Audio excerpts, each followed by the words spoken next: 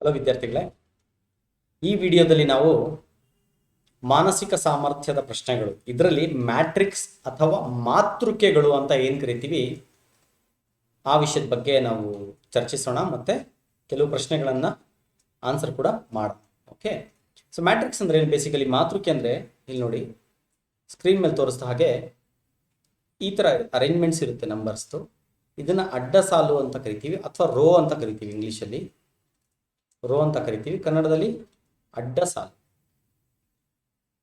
ಸಾಲು ಅಂತ ಕರಿತೀವಿ. ಓಕೆನಾ?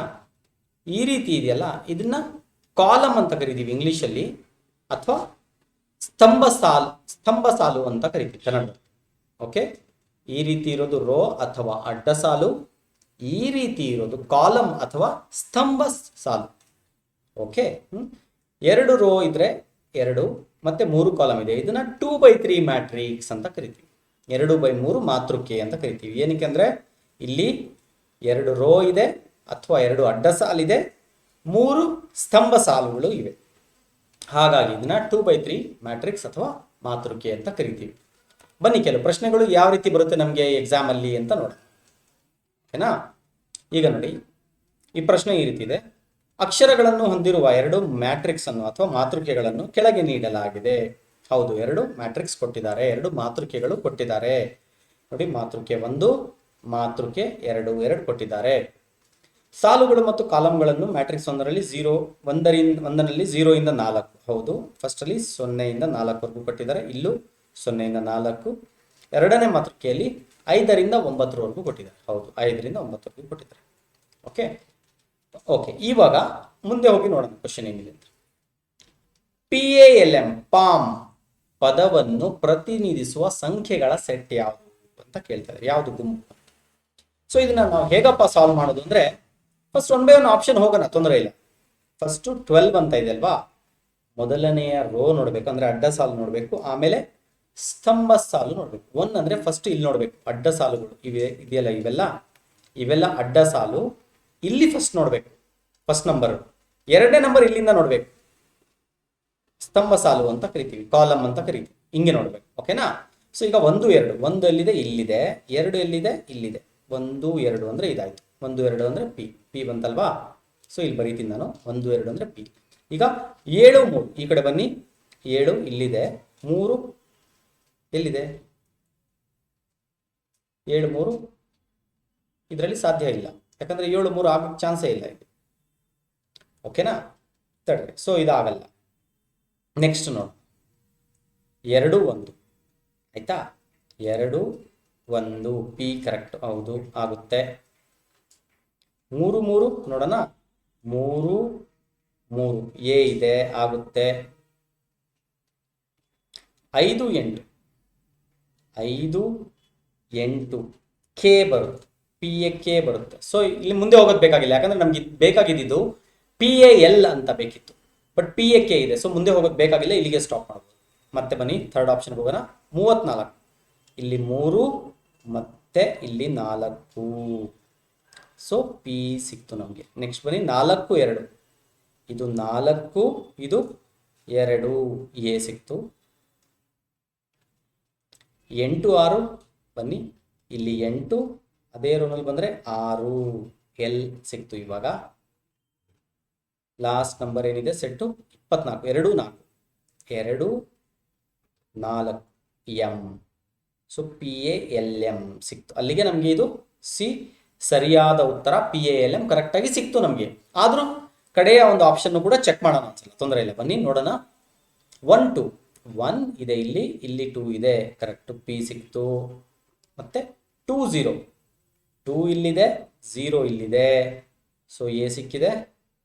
ಲಾಸ್ಟ್ ಒನ್ 8 7, 8 ಇಲ್ಲಿದೆ, 8 ಇಲ್ಲಿದೆ, 7 ಇಲ್ಲಿದೆ. ಕೆ PAK ಆಗೋಯ್ತು.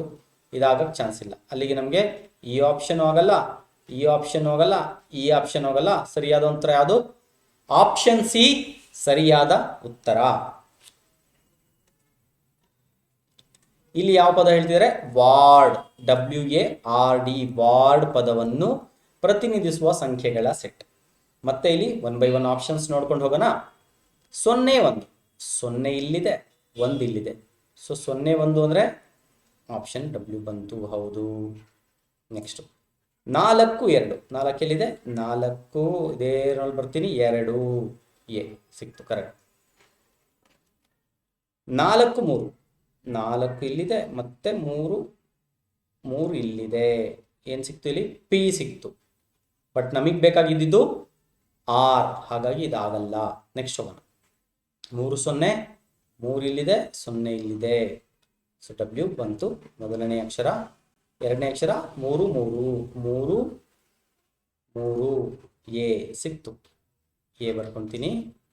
ನೆಕ್ಸ್ಟ್ 4 1, ಇದು 4, ಇದು 1 ಎಂ, ಡಬ್ಲ್ಯೂ ಎ ಎಂ ಆಗಲ್ಲ, ಯಾಕಂದ್ರೆ ನಮ್ಗೆ ಬೇಕಾಗಿರೋದು ಡಬ್ಲ್ಯೂ ಎ ಆರ್ ಡಿ, ಇದು ಆಗಲ್ಲ. ನೆಕ್ಸ್ಟ್ ಆಪ್ಷನ್ಗೆ ಹೋಗ.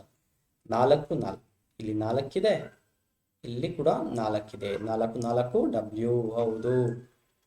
2 0 2 0 ಎ, 3 1 3 1 ಆರ್. 9 8, 9 ಇಲ್ಲಿದೆ, 8 ಇಲ್ಲಿದೆ. 9 8 ಅಂದರೆ ಏನು ಬಂತು? Option S, W A R S. ಹಾಗಾಗಿ ಇದು ಆಗಲ್ಲ, ಯಾಕಂದ್ರೆ ನಮಗೆ ಬೇಕಾಗಿದ್ದು ಡಬ್ಲ್ಯೂ ಎ ಆರ್ ಡಿ. ಇದು 3 ತಪ್ಪು ಅಂದರೆ ಆಟೋಮೆಟಿಕಲಿ ಲಾಸ್ಟ್ ಆಪ್ಷನ್ ಕರೆಕ್ಟ್ ಇರಲೇಬೇಕು. ಆದರೂ ಒಂದ್ಸಲ ಚೆಕ್ ಮಾಡೋಣ. 1 3 ಬನ್ನಿ ನೋಡೋಣ. 1 ಮತ್ತೆ ಅದೇ ರೋನಲ್ಲಿ 3. ಸೊ ಡಬ್ಲ್ಯೂ ಸಿಕ್ತು ನಮಗೆ. ಇವಾಗ 0 4, ಇದು 0, ಇಲ್ಲಿ 4 ಎ ಆಯ್ತಲ್ವಾ?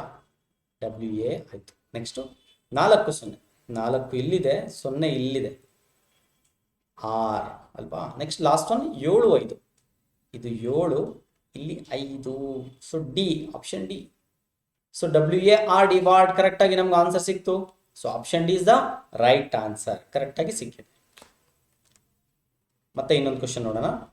ಅಕ್ಷರಗಳನ್ನು ಹೊಂದಿರುವ 2 ಮ್ಯಾಟ್ರಿಕ್ಸ್ ಅನ್ನು ಕೆಳಗೆ ನೀಡಲಾಗಿದೆ. ಸಾಲುಗಳು ಮತ್ತು ಕಾಲಂಗಳನ್ನು ಮ್ಯಾಟ್ರಿಕ್ಸ್ 1ರಲ್ಲಿ 0 ಇಂದ 4 ಮತ್ತು ಮ್ಯಾಟ್ರಿಕ್ಸ್ 2ರಲ್ಲಿ 5 ರಿಂದ 9 ಎಣಿಸಲಾಗಿದೆ.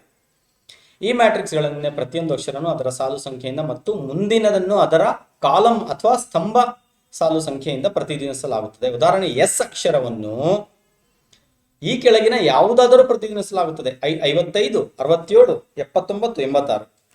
ಅಂದ್ರೆ ಏನು ಹೇಳ್ತಿದ್ದಾರೆ? ಎಸ್ ಅಂದ್ರೆ 55 ಆದರೂ ಆಗ್ಬಹುದು. ನೋಡಿ, 5 5 ಅಂದ್ರೆ ಎಸ್ ಆಗುತ್ತೆ. ಸೊ ಇದೇ ರೀತಿ ಕೊಟ್ಟಿದ್ದಾರೆ ಅಂತ ಹೇಳ್ತಿದ್ದಾರೆ. ನೋ ಪ್ರಾಬ್ಲಮ್, ನೋಡೋಣ. ಈಗ ಏನು ಹೇಳ್ತಾರೆ ಪ್ರಶ್ನೆ ನಮ್ಗೆ ಇಲ್ಲಿ? D U S T, dust ಪದವನ್ನು ಪ್ರತಿನಿಧಿಸುವ ಸಂಖ್ಯೆಗಳ ಸೆಟ್ ಯಾವುದು? ಓಕೆ, 1 by 1 ಹೋಗೋಣ. 0 0 ನೋಡೋಣ ಏನಾಗುತ್ತೆ. 0 ಇದೆ, 0 ಯಾವುದು? ಡಿ ಬಂತು. ಓಕೆ, ಆಗುತ್ತೆ. 7 6, 7 ಏನಿದೆ? 7 ಇದೆ, ಅದೇ ರೋನಲ್ಲಿ 6, ಡಿ ಯು ಆಯಿತು, ಇದು ಕರೆಕ್ಟ್ ಆಗಿದೆ. ನೆಕ್ಸ್ಟು 8 6, 8 ಇಲ್ಲಿದೆ, ಎಸ್ ಕರೆಕ್ಟ್ ಆಗಿದೆ, ಇದು ಲಾಸ್ಟ್ ಒನ್. 5 9, 5 ಇಲ್ಲಿದೆ, 9 ಜೆ ಇದೆ. ಸೊ ಇದು ಆಗಲ್ಲ, ಡಸ್ಟ್ ಆಗೋದಿಲ್ಲ. ಇದು ಡಿ ಯು ಎಸ್ ಕರೆಕ್ಟ್ ಆಗಿತ್ತು, ಬಟ್ ಲಾಸ್ಟ್ ಆಪ್ಷನ್ ಇಲ್ಲಿ ಟಿ ಬದಲು ಜೆ ಬಂತು ನಮಗೆ. ಸೊ ಇದಾಗಲ್ಲ. ನೆಕ್ಸ್ಟ್ ಹೋಗೋಣ. 3 1, 3 ಇಲ್ಲಿದೆ, 1 ಇಲ್ಲಿದೆ, ಕರೆಕ್ಟ್ ಆಗಾಯಿತು. 7 6, 7 ಇಲ್ಲಿದೆ, 6 ಇಲ್ಲಿದೆ, ಕರೆಕ್ಟ್ ಆಯಿತು. 7 6. 9 8, 9 ಇಲ್ಲಿದೆ, 8 ಇಲ್ಲಿದೆ, ಕರೆಕ್ಟ್ ಆಯಿತು. D U S. 7 8, 7 ಇಲ್ಲಿದೆ, 8 ಇಲ್ಲಿದೆ, ಮತ್ತೆ ಜೆ ಬಂತು. ಸೊ ಈ ಆಪ್ಷನ್ ಕೂಡ ಆಗೋದಿಲ್ಲ. ನೆಕ್ಸ್ಟ್ ಆಪ್ಷನ್ 2 4, 2 4 ಆಗುತ್ತೆ. 6 9, 6 9 ಡಿ ಯು ಆಗುತ್ತೆ. 5 5, 5 5 ಡಿ ಯು ಎಸ್ ಆಗುತ್ತೆ. 6 6, 6 6 ಅಗೇನ್ ಮತ್ತೆ ಜೇನೆ ಬಂತು, ಅಗೇನ್ ಆಗೋದಿಲ್ಲ ಇದು. ಸೊ ನ್ಯಾಚುರಲಿ ಲಾಸ್ಟ್ ಆಪ್ಷನ್ ಕರೆಕ್ಟಾಗಿ ಇರಲೇಬೇಕು ನಮಗೆ. ಎನಿವೆ ಮತ್ತೆ ಚೆಕ್ ಮಾಡೋಣ ಇನ್ನೊಂದ್ಸಲ. 12 1 2 ಡಿ ಬಂತು. 5 7, 5 7 ಯು. 6 7, 6 7 ಎಸ್.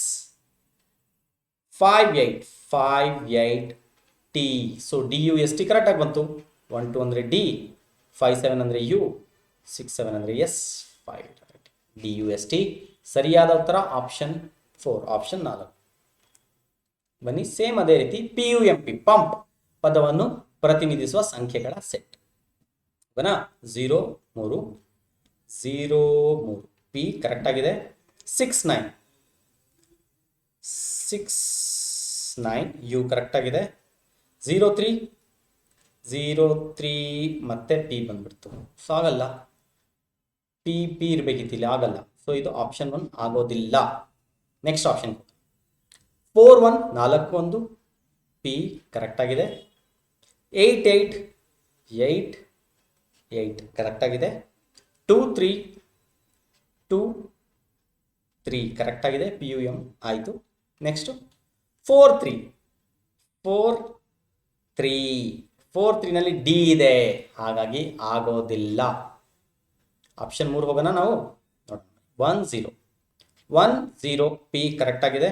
57 ಅಂದರೆ ಯು ಕರೆಕ್ಟ್ ಆಗಿದೆ. 23 ಎಂ ಕರೆಕ್ಟ್ ಆಗಿದೆ. P U M. 34 P U M P pump correct ಆಗಿದೆ. ಇಲ್ಲಿ 4 ಆಪ್ಷನ್ ಕರೆಕ್ಟ್ ಆಯಿತು. ನೆಕ್ಸ್ಟ್ ಒಂದೇನು ಚೆಕ್ ಮಾಡೋದು ಬೇಕಾಗಿಲ್ಲ, ಆದರೂ ನೀವು ಲರ್ನಿಂಗ್ ಮಾಡ್ತಾ ಇರೋದ್ರಿಂದ ನೋಡೋಣ ಒಂದ್ಸಲ. 22 ಏನಾಗುತ್ತೆ? 22 ಪಿ.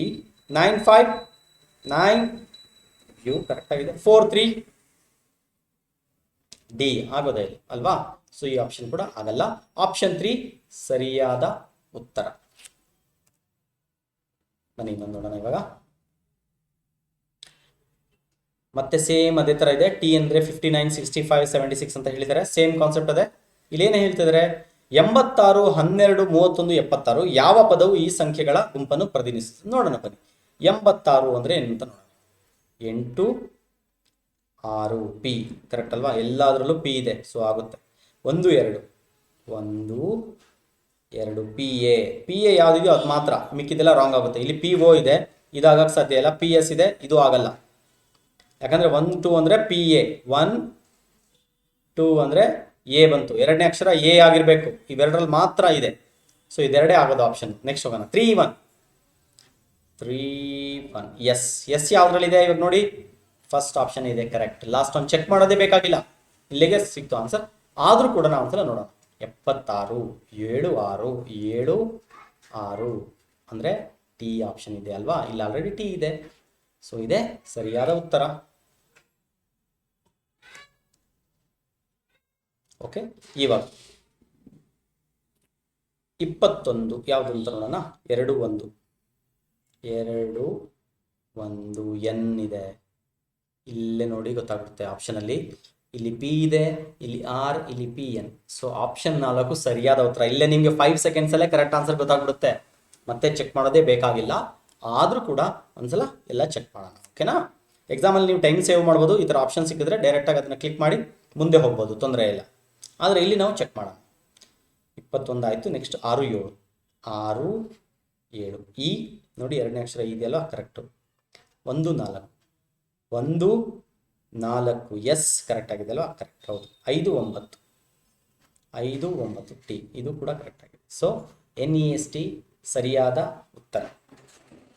ಓಕೆ, ಸೊ ನಿಮಗೆ ಈ ವಿಡಿಯೋಯಿಂದ ಉಪಯೋಗ ಆಗಿದೆ ಅಂತ ಅನ್ಕೊಳ್ತೀನಿ.